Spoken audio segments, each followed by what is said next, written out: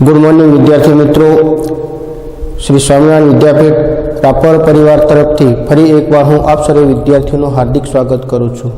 तो मित्रों, गया भाग में आपणे धोरण 12 विषय संस्कृत और विषया सुभाषित मधुबिंदवः ए पद्यना आगळना जे 4 सुभाषितों हता एनो आपणे अभ्यास कर्यो हतो। तो आजे आपणे बाकीना जे 3 सुभाषितों छे एनो अभ्यास करीशुं। तो सुभाषित नंबर 5 जोईए तो कि उदयति यदि भानुः पश्चिमे दिग्भागे प्रचलति यदि मेरु शीततां याति वह्नि विकसति यदि पद्मं पर्वत अग्रे शिलायां न भवति पुनरुक्तम भाषितम सज्जानाम। तो अहींया 5मा नंबरना श्लोकमां सज्जनोना वचनों महत्व दर्शाववामां आवेलुं छे कि सज्जनोना वचन तेनी किंमत शुं छे एनी वात करवामां आवेली छे। तो उदयति यदि भानु, तो भानुनो अर्थ शुं थशे? सूर्य। भानु एटले के सूर्य। उदयति एटले उदय पामे छे। पश्चिमे दिग्विभागे, पश्चिम दिशा में एटले अहींया कहेवामां यदि एटले के जो सूर्य पश्चिम दिशा में उगे, उदय पामे, जो सूर्य पश्चिम दिशा में उदय पामे। पछीनी पंक्ति छे यदि मेरु प्रचलति, जो मेरु ए नामनो एक पर्वत है, तो कि जो मेरु पर्वत प्रचलित थाय एटले के चलित थाय अने शीतताम याति वह्नि, वह्नि एटले अग्नि, जो अग्नि ठंडो याति एटले के बनी जाय, जो अग्नि ठंडो बनी जाय। विकसति यदि पद्मम पर्वत अग्रे शिलायाम, जो पद्मम एटले कमल, पद्ममनो अर्थ शुं थशे? कमल। जो कमल पर्वतनी शिखा पर, शिलायाम एटले के पर्वतनी शिखा पर, पर्वतनी वच्चे, पर्वत अग्रे एटले के पर्वतना अग्र भागमां एटले के पर्वतनी वच्चे, विकसति एटले के खिले, विकास पामे एटले के खिले। जो कमल पर्वतनी शिखा पर, पर्वतनी टोच वच्चे विकास पामे, छतां पण सज्जनानां भाषितं पुनरुक्तं न भवति, छतां पण सज्जनो द्वारा भाषितम एटले के बोलवामां आवेलुं वचन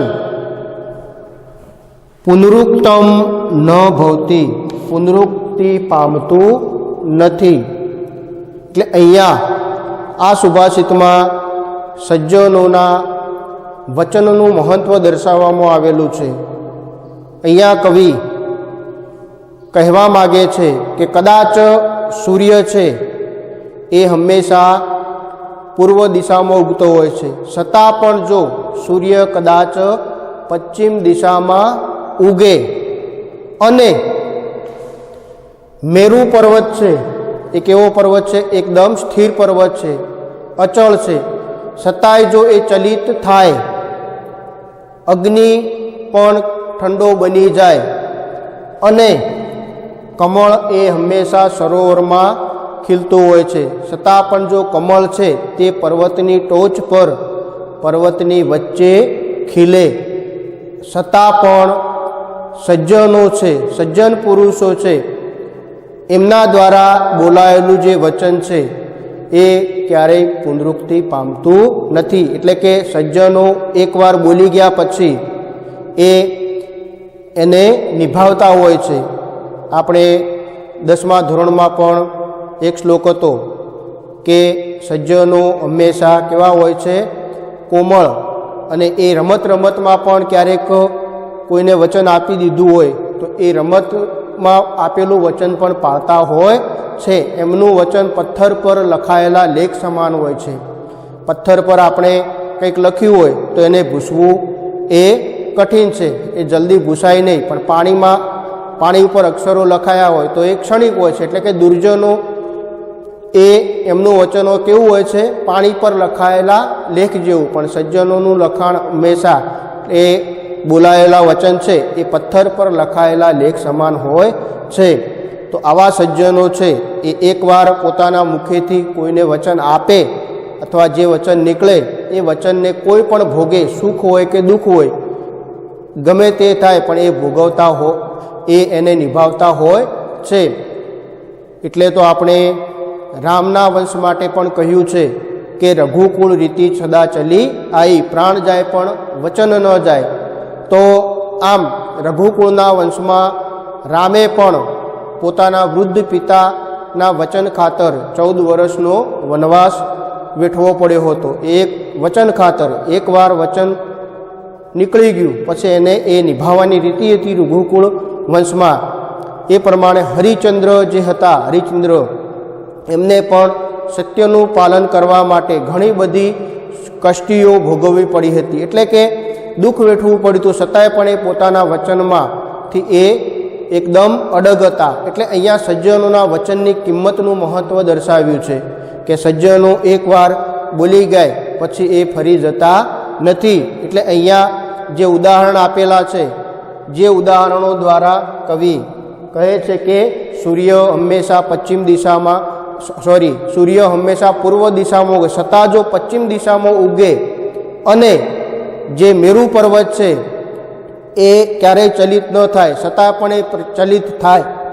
અગ્નિ છે ઠંડો બની જાય અને કમળ છે એ પર્વતોની વચ્ચે ઉગે, છતાં પણ જે સજ્જનો છે એ સજ્જનો ક્યારેય પોતાની વાણીથી વિમુખ થતા નથી. એટલે કે અહીંયા સજ્જનોની વાણીનું મહત્ત્વ દર્શાવવામાં આવેલું છે.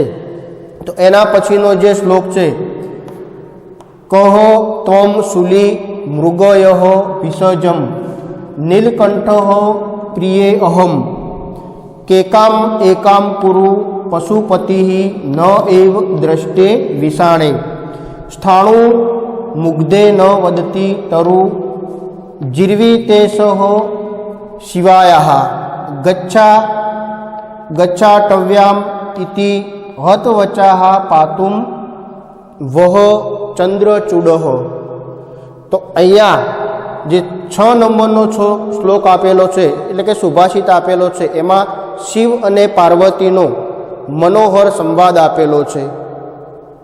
તો એ આપણે જોઈશું. કહો ત્વમ શૂલી. તો અહીંયા સર્વપ્રથમ જ્યારે શિવ એ બહારથી આવે છે ત્યારે ઘરના દરવાજો બંધ હોય છે, ત્યારે એ પાર્વતીને દરવાજો ખોલવાનું કહે છે. ત્યારે પાર્વતી કહે છે કે કહો ત્વમ. અહીંયા 2 શબ્દો ભેગા છે, કહો વત્તા ત્વમ. તમે કોણ છો એવો પાર્વતી પ્રશ્ન કરે છે. ત્વમ એટલે તમે, કહો એટલે કોણ છો, તમે કોણ? તો શિવ એના જવાબમાં કહે છે કે શૂલી. તો અહીંયા શૂલીના 2 અર્થો થાય છે. એક થાય ત્રિશૂળવાળો અને બીજો અર્થ છે પીડાવાળો. તો અહીંયા જે ભગવાન શિવ કહેવા માગે છે કે હું ત્રિશૂળવાળો છું. શૂલી એટલે ત્રિશૂળવાળો, બીજો અર્થ થાય છે પીડાવાળો. પાર્વતી જ્યારે પૂછે છે કે તમે કોણ છો, ત્યારે શિવ કહે છે કે હું શૂલી એટલે કે ત્રિશૂળવાળો છું. પણ અહીંયા પાર્વતી શૂલીનો બીજો અર્થ લે છે અને જવાબ આપે છે કે વિસર્જમ મૃગય, કે તમે પીડાવાળા હોય તો વૈદ્યને શોધ કરો. મૃગયનો અર્થ થાય શોધ કરો. આજ્ઞાર્થ મધ્યમ પુરુષ એક વચનનું ક્રિયાપદ છે. મૃગય એટલે કે શોધ કર. વિસર્જમ એટલે વૈદ્યની શોધ કર.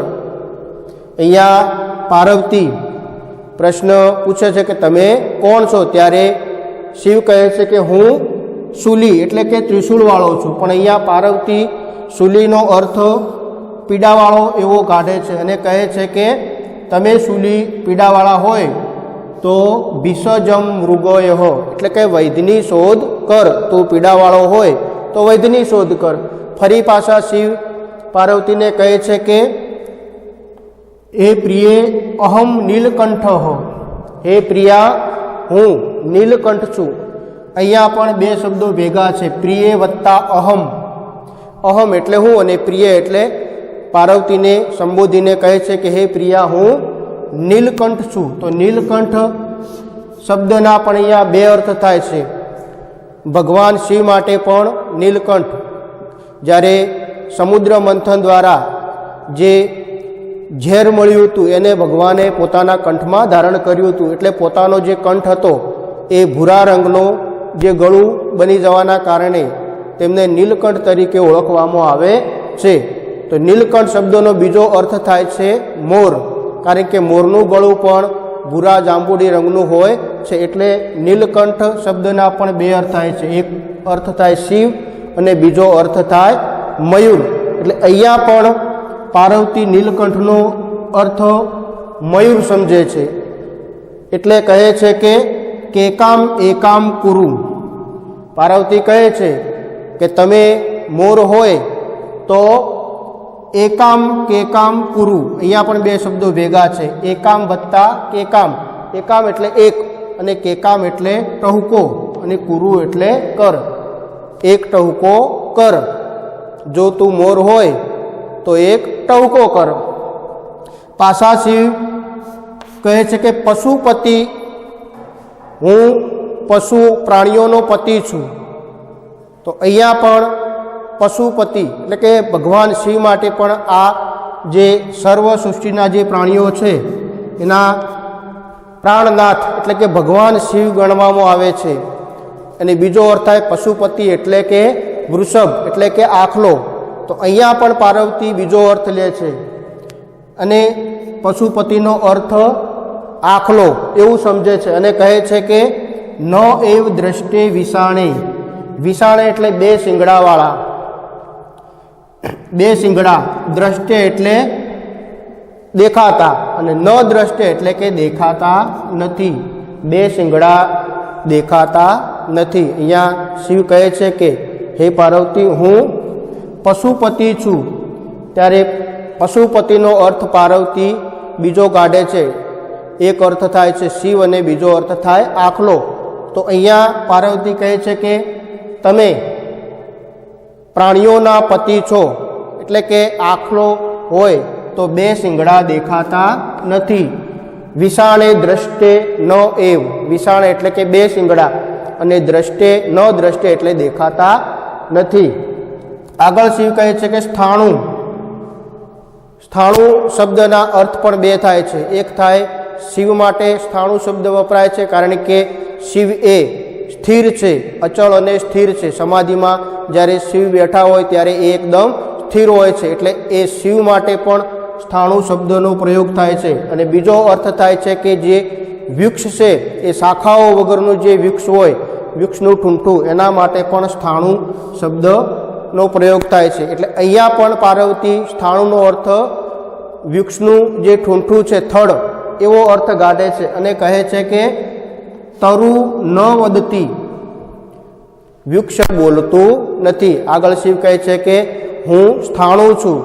સ્થાણુ એટલે કે સ્થિર અને અચળ એવો શિવ છું. ત્યારે એ સ્થાણુ શબ્દનો અર્થ પાર્વતી એ ઠૂંઠું એવો સમજી અને કહે છે કે વૃક્ષ બોલતું નથી. આગળ શિવ કહે છે કે મુગ્ધે શિવાયા જીર્વી તેસ. મુગ્ધે એ પાર્વતી માટે ભગવાન શિવ દ્વારા સંબોધન કરવામાં આવ્યું છે કે હે ભોળી.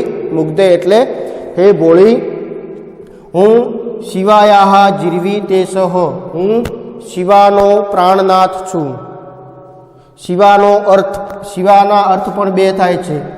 શિવા એટલે પાર્વતી અને શિવા એટલે શિયાળવીનો પતિ, એવો અર્થ થાય છે. શિવાના અર્થ કેટલા થાય? બે. શિવા એટલે પાર્વતી અને બીજો અર્થ થાય છે શિયાળવી. तो अहींया आगळ भगवान कहे छे के हे भोळी हूँ शिवानो जीर्वितेश, जीर्वितेशनो अर्थ थाय छे प्राणनाथ एटले के पति स्वामी। शिवायाः जीर्वितेश, हूँ शिवानो प्राणनाथ छूं।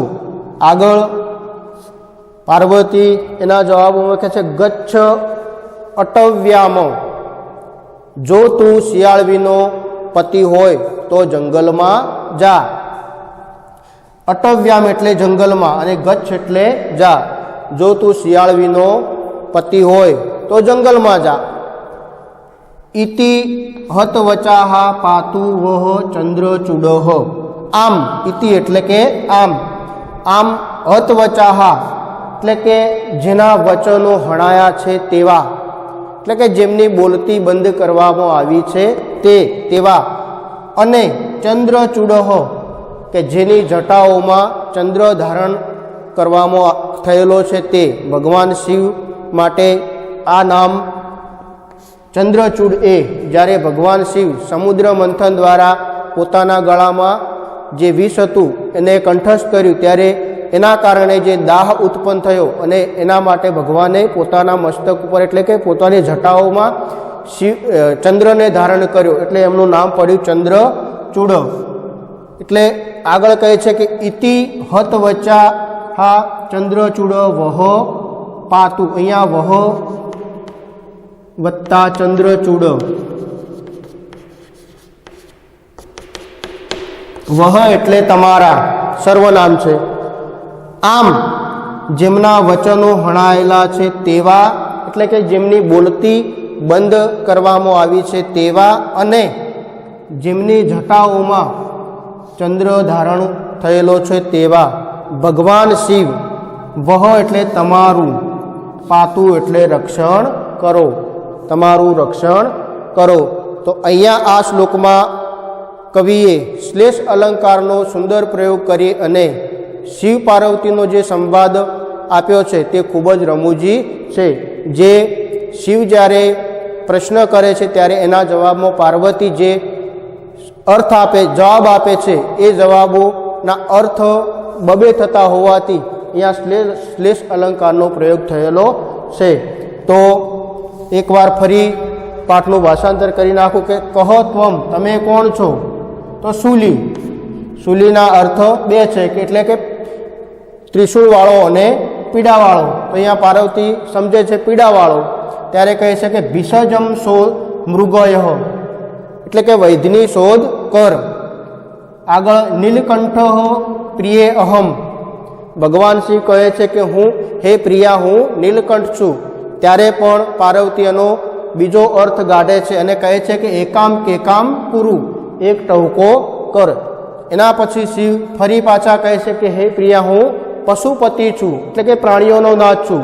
एनो पण अर्थ पार्वती छे बीजो काढी अने कहे छे के तू पशुओनो पति होय तो विषाणे दृष्टे न, तो बे शिंगड़ा देखाता नथी, तू आखलो होय तो बे शिंगड़ा देखाता नथी। एना पछी शिव कहे छे के हूँ स्थाणु छूं त्यारे पण पार्वती स्थाणुनो अर्थ ठूंठू एवो काढी अने कहे छे के तरु न वदती, वृक्ष बोलतो नथी। आगळ शिव कहे छे के मुग्धे शिवायाः जीर्वितेश, हे भोळी हूँ शिवानो प्राणनाथ छूं त्यारे पण पार्वती कहे छे के शियाळवीनो प्राणनाथ होय तो गच्छ अटव्याम, तो जंगलमो जा। आम हतः वचाः एटले के आम जेनुं वचन हणायुं छे तेवा अने जेमनी जटाओमां चंद्र धारण थयेलो छे तेवा शिव तमारुं रक्षण करो। तो हवे आपणे श्लोक नंबर 7 जोईए। तो के अस्ति स्थूलम तनुः स च अंकुशवशः किम अस्ति मात्रः अंकुशः वज्रेण अभिहताः पतन्ति गिरयः किम वज्र मात्रा नगाः दीपे प्रज्वलिते विनश्यति तमः किम दीपमात्रं तमः तेजो यस्य विराजते सह बलवान स्थूले सु कह प्रत्यय। तो अहींया आ सुभाषितमां જે 3 પ્રશ્નો કરવામાં આવેલા છે। પ્રથમ પ્રશ્ન છે કે હસ્તી સ્થૂળવતનુ સહ ચ અંકુશ વસઃ કિમ અસ્તિ માત્રો અંકુશ। એટલે કે સ્થૂળ તનુ, સ્થૂળ એટલે કે ભારે અને તનુ એટલે શરીર, ભારે શરીરવાળો હસ્તી એટલે હાથી, ભારે શરીરવાળો હાથી સ ચ અંકુશ વસઃ, અંકુશ વસઃ એટલે કે અંકુશથી વશ થાત છે। ભારે શરીરવાળો હાથી અંકુશથી વશ થાય છે। શું? કિમ એટલે શું? શું અંકુશ કરતા, અંકુશ હસ્તી માત્ર હો, અંકુશ હાથી જેવડો હોય છે? આવો પ્રશ્ન કર્યો છે કે ભારે શરીરવાળો હાથી અંકુશથી વશ થાય છે, તો શું અંકુશ હાથી જેવડો હોય છે? બીજો પ્રશ્ન છે વજ્રેણ અભિહતાઃ પતંતી ગિરયઃ કિમ વજ્ર માત્રાઃ નગાઃ। વજ્રથી હણાયેલો પર્વત, ગિરયઃ એટલે પર્વત, અભિહિતા પતંતી વેર વિખેર થઈને, પતંતી એટલે કે પડી જાય છે। વજ્રથી હણાયેલો પર્વત વેર વિખેર થઈને પડી જાય છે, તો શું? કિમ વજ્ર માત્રાઃ નગાઃ, નગહનો અર્થ થાય પર્વતો, નગહ એટલે પર્વત, તો શું પર્વત વજ્ર જેવડો હોય છે? એના પછી દીપે પ્રજ્વલિતે વિનશ્યતિ તમઃ કિમ દીપમાત્રમ તમઃ।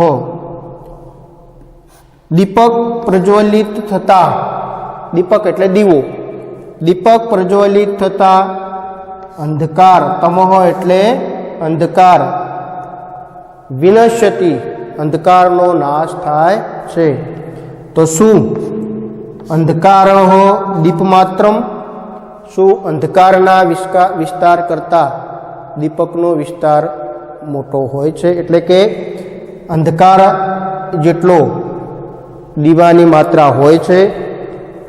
તો યસ્ય તેજઃ વિરાજતે સહ બલવાન, છેલ્લી પંક્તિમાં કહ્યું છે કે જેનું તેજ શોભે છે, જેનું તેજ શોભે છે, યસ્ય વિરાજતે તેજઃ જેનું તેજ શોભે છે, સહ બળવાન તે બળવાન છે। સ્થૂલેષુ કહો પ્રત્યય, સ્થૂલે એટલે કે સ્થૂળતા, સ્થૂળતામાં સો વિશ્વાસ, પ્રત્યયનો અર્થ થશે વિશ્વાસ, સ્થૂળતામાં સો વિશ્વાસ।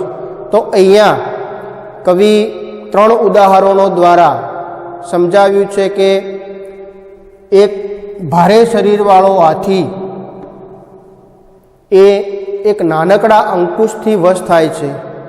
અંકુશ જે છે એ હાથીના શરીર જેટલું હોતું નથી, કદમાં નાનું હોય છે, છતાં એ અંકુશથી હાથી વશ થાય છે। એટલે આગળ કહે છે કે શું અંકુશ અસ્તિ માત્ર હો, શું અંકુશ હાથી જેવડો હોય છે? તો વાસ્તવમાં અંકુશ હાથી જેવડો હોતો નથી, એનાથી નાનો હોય છે, છતાં એ હાથીને વશ કરે છે। વજ્રેણ અભિહિતા ગિરય પતંતી, વજ્રથી અણાયેલા પર્વતો વેર વિખેર થઈને પડે છે, તો શું વજ્ર એ પર્વત જેટલું હોય છે? તો પર્વતને પાડવા માટે, પર્વતને વેર વિખેર કરવા માટેનું જે વજ્ર હોય છે, એ વજ્ર એ પર્વત જેટલું હોતું નથી, છતાં એ પર્વતને તોડવા માટે સમર્થ છે। આગળ કહે છે કે દીપે પ્રજ્વલિતે તમઃ વિનશ્યતિ, દીપે દીવો પ્રજ્વલિત થતાં અંધકારનો નાશ થાય છે, તો શું અંધકારનો જેટલી વિસ્તાર છે એટલી દીવાનો વિસ્તાર હોય છે? ના, નથી હોતો, છતાંય એને દૂર કરે છે. યસ્ય તેજઃ વિરાજતે સહ બલવાન, જેનું તેજ શોભે છે તે બળવાન છે.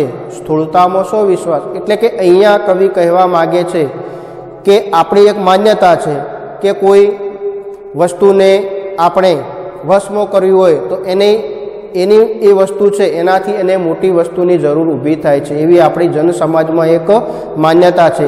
પણ એવું હોતું નથી. એ માન્યતામાં પરિવર્તન લાવવા માટે અહીંયા કવિએ 3 ઉદાહરણો દ્વારા સમજાવ્યું છે કે કોઈ વસ્તુ છે એ વસ્તુને એનાથી નાની વસ્તુ પણ એને વશમાં લાવી શકે છે. એટલે કે નાની એવી વસ્તુ પણ બહુ મોટું કાર્ય કરે છે. એટલે અહીંયા જે સ્થૂળતા છે એટલે કે મહાન છે, મોટું છે, એ મોટાઈમાં કોઈ ભલાઈ નથી. એક નાનોમાં નાની વસ્તુ પણ ખૂબ કિંમતી હોય છે. એટલે નાની એવી વસ્તુને પણ આપણે બહુ કાળજીપૂર્વક એને લેવી જોઈએ. એટલે અહીંયા કવિ સમજાવવા માગે છે કે જે સ્થૂળતા છે એમાં કોઈ વિશ્વાસ નથી. એક નાની એવી સોય પણ ઘણું મોટું કામ કરતી હોય છે. એટલે અહીંયા જે સ્થૂળતામાં જે વિશ્વાસ રાખીને જે લોકો સમાજના લોકો છે એ ચાલતા હોય છે. એટલે કવિ અહીંયા પરિવર્તન લાવવા માગે છે કે આપણે પણ હંમેશા એક નાની એવી વસ્તુને પણ સમજી અને એને એ પ્રમાણે એનું કાર્ય કરવું જોઈએ. તો આ જે 3 સુભાષિતો આપણે જોયા એ પણ સુભાષિતો એકદમ સહેલા છે. અસ્તુ. જય શ્રી સ્વામિનારાયણ.